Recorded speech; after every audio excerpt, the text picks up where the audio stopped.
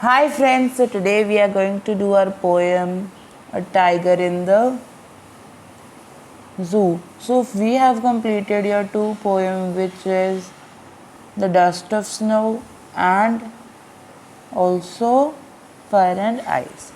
This is the third poem now. So this poem is written by Leslie Norris.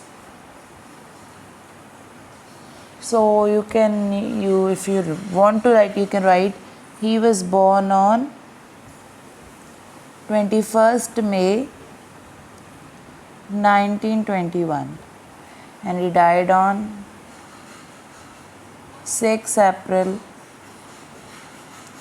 2006. So this is important to remember. This you can reject, but if you remember, it's better. So this is all. So let's get started. This is a longer poem than that of two. So Tiger in the Zoo. This poem contrasts a tiger in the zoo with a tiger in its natural habitat. People moves from zoo to jungle and back again in the zoo. Read the poem silently one and see which stanza speak about the tiger in the zoo and speak about the tiger in jungle. So this poem is comparing the situations in a tiger in a zoo and in jungle, which is their natural habitat. So this is it. He stalks in the vivid step, the few steps of his cage on the pads of velvet quiet in his quiet rage. So here he means tiger. He means tiger. Then he stalks in his vivid strips. Stalk means he follow.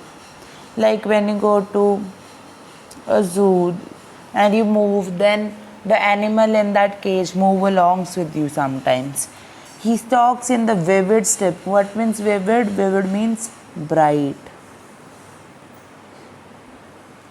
The few steps of his cage. Few steps of his cage means he is defined in a limited area and he is walking in that cage of few steps.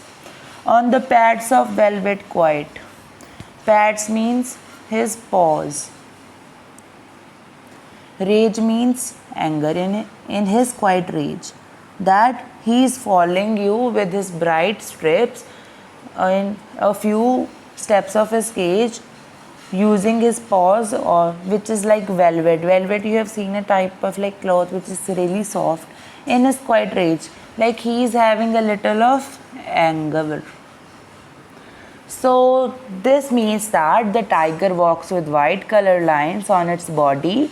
It walks a few steps because it is in the cage. Its paws foot is soft like velvet.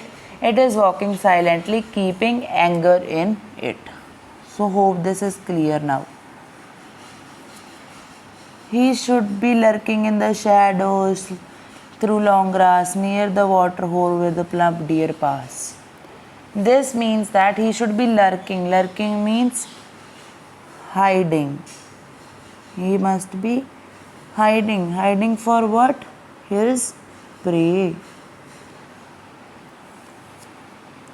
Sliding through the long grass means he should be waiting and hiding for in the shadow of the long grasses near the water hole. Why near the water hole? Because here their plump deer will come to drink water. Plump means big, fat. Big, fat or rounded shape deer. So this means that the tiger is hiding under the shadow. It is moving through the long grass and it is waiting near the water or river to catch a big deer. Here deer is the prey of tiger. So this was how he is in zoo. This is how he is in the forest. He should be snarling around the houses at the jungle's edge, bearing in his white fangs his claws, terrorizing the village. So here He should be snarling around the house. Snarling means warning sounds. Like he should be making warning sounds that don't come in my house. At the jungle's edge.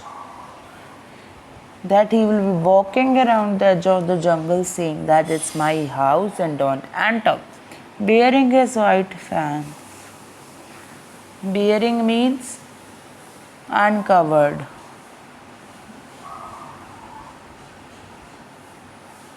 Bearing means uncovered.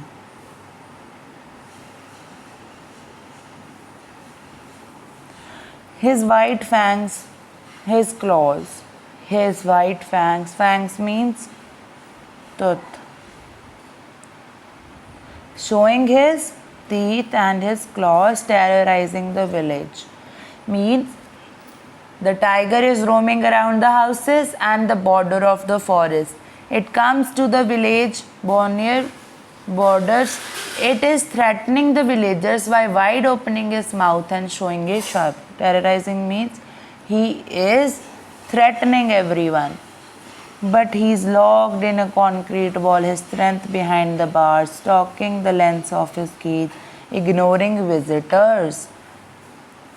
He is locked in a concrete cell. Concrete cell means a building made up of bricks, cement, sand and water. So this is basically a building, or you can say a room. Ignoring behind the bars. That he is locked behind the concrete wall. People are seeing it and can't do anything because his strength is behind the bars. Stalking the length of his cage. Stalking the length of his cage means that he is walking here and there and measuring the length of his cage. Ignoring visitor means refusing visitors. This whole stanza means that the tiger is locked in a cement room or cage. All the powers of the tiger is hidden in the cage. It is moving around the cage, refusing the people who come to see it. Now we have the last paragraph or stanza. He hears the last voice at night, of the patrolling car, stares with the brilliant eyes and at the brilliant star. So at night we know that in zoo there is patrolling. Patrolling means to guard. That because they check that if there is any animal, which is all animals are in cage or not. And stares with his brilliant eyes. Staring means continuously seeing. Continuous seeing with his brilliant eyes at the brilliant stars. This horse stanza means that at night before it sleep, the tiger hears the sound of patrolling car. The tiger looks at the stars with its brilliant eyes and goes up to sleep. So this is the whole poem, which is beautifully written by Losley Norris. Now we have the theme of the poem. What is the theme of the poem? First, honest talk on cage animals. Honest talk on cage animals.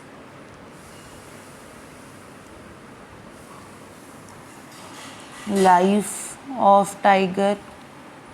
Human being hunt, use animal for way.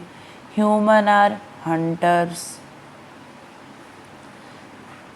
Poet past marginal, freedom is elementary.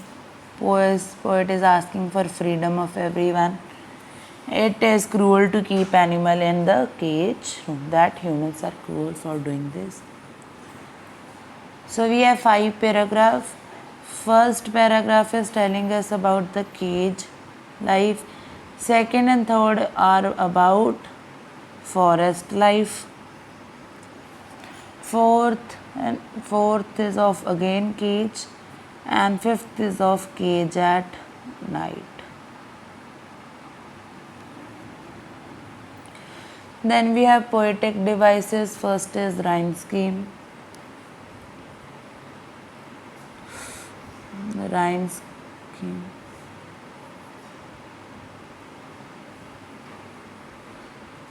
Rhyme scheme. Rhyme scheme. So rhyme scheme of this poem is A B C B A B C B A B C B A B C B. Then we have personification. Here, you know, in the first stanza only, tiger is referred to as he. Then we have metaphor, pads of velvet quiet and paws are compared to velvet. So here in the first stanza you had this pads of velvet white. This is metaphor because the pads are compared to velvet. Alliteration, repetition of S sound. Stalks.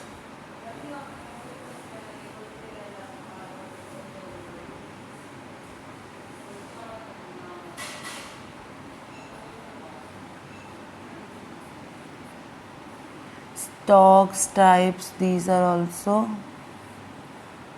alliteration. And I sound. Here we have I sound, repetition.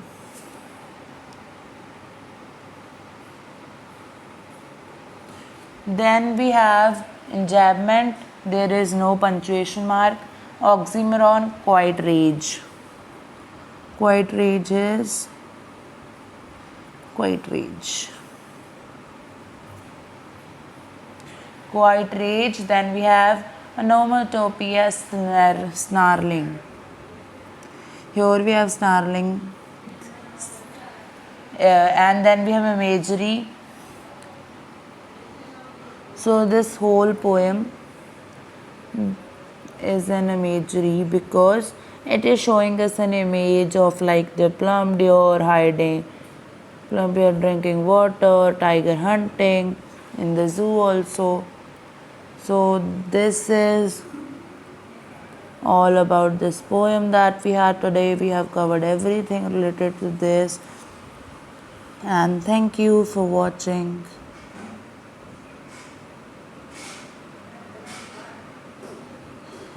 And the last I would like to say you thank you for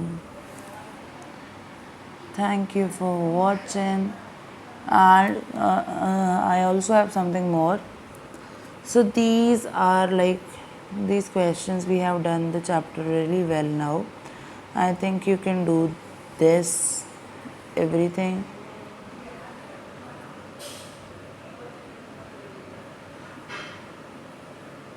So this is now of use. Okay, this is also you can do this part. Wait a minute. So which part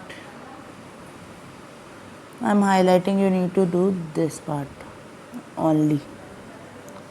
These are another poem, you need not read them. So thank you so much for watching. Hope you understand.